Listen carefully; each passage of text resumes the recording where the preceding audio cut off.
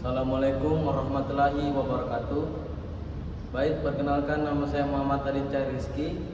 Pada kesempatan kali ini saya akan membawakan cerita Sultan Hasanuddin, karya dari buku Anugerah RM.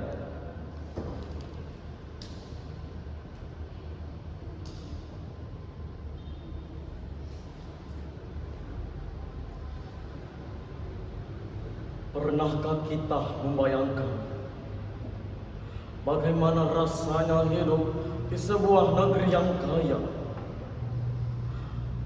akan tetapi ingin direbut bangsa asing? Bagaimana rasanya melihat laut sendiri, namun tidak lagi bebas dilayari? Dan bagaimana rasanya menjadi seorang pemimpin yang harus memilih bertarung atau melihat rakyatnya menderita?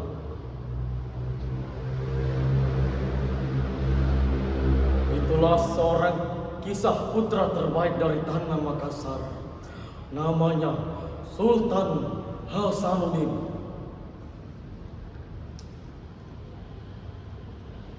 Di abad ke-17, Kerajaan Goa menjadi salah satu kerajaan terbesar di Nusantara. Pelabuhannya ramai, banyak kapal-kapal yang berdatangan dari berbagai negeri. Ada pedagang Melayu, Arab, India, bahkan bangsa Eropa. Makassar saat itu ibarat pintu perdagangan dunia di timur Nusantara. Dan di tanah besar itulah lahir seorang anak bangsawan bernama Imalumbasi Dai Matawang. Kelak dunia mengenalnya sebagai Sultan Hasanuddin.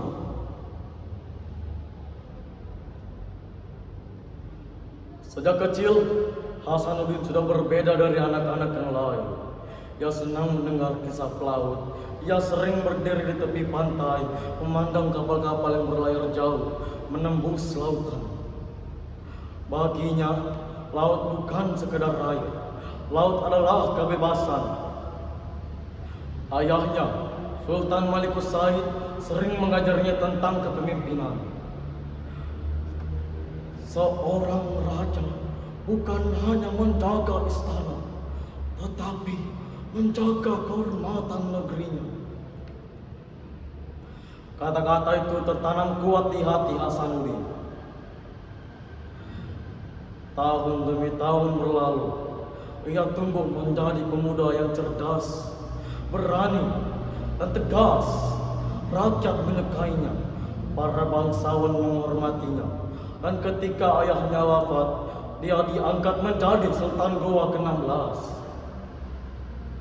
Namun, di saat itulah ancaman besar mulai datang. Belanda melalui VOC mulai ingin menguasai perdagangan rempah-rempah di Nusantara.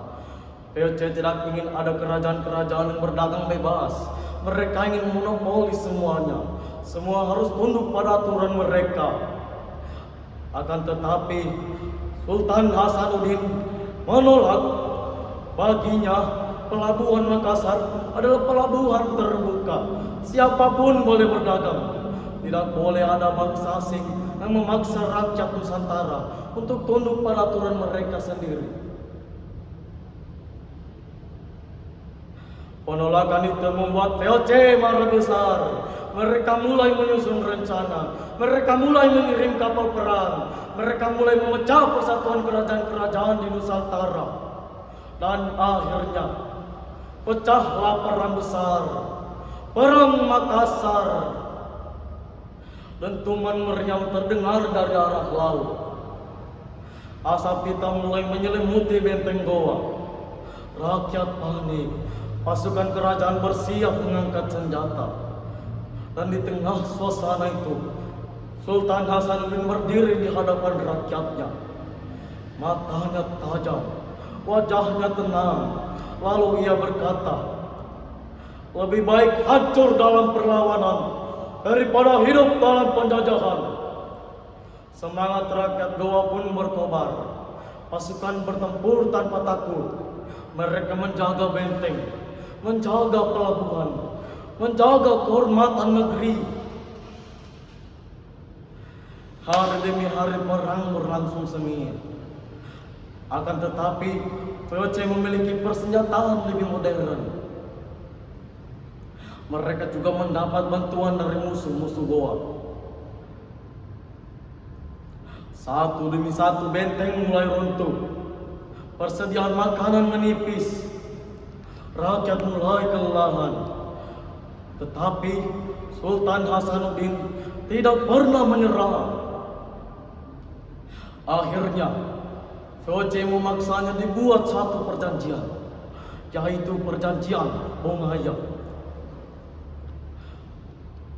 Perjanjian itu membuat kerajaan Goa resah.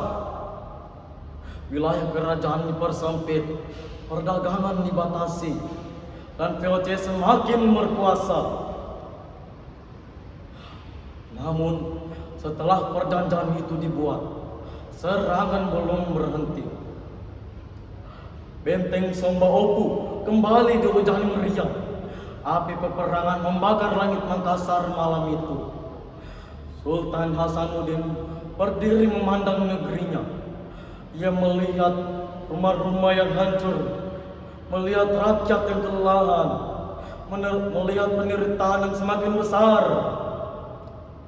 Dan untuk pertama kalinya, seorang pemimpin besar harus menghadapi kenyataan pahit bahwa mempertahankan perang sama saja membuat penderitaan yang semakin besar.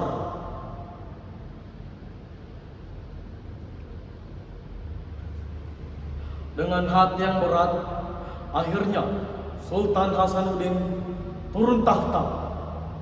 Bukan karena takut, bukan karena lemah, tetapi yang ingin menyelamatkan rakyatnya.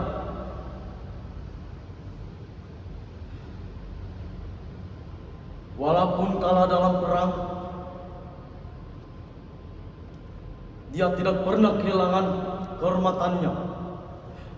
Dia membuat Belanda kagum, sehingga Belanda memberinya julukan si ayam jantan dari timur. Karena seperti ayam jantan, terus bertarung, pantang mundur, pantang menyerah, dan tidak pernah tunduk pada siapapun. Hadirin yang saya hormati, kisah Sultan Hasanuddin mengajarkan kepada kita bahwa cinta tanah air bukan soal tentang kemenangan, akan tetapi keberanian menjaga harga diri bangsa, tentang penghormatan, dan tentang kesetiaan kepada rakyat.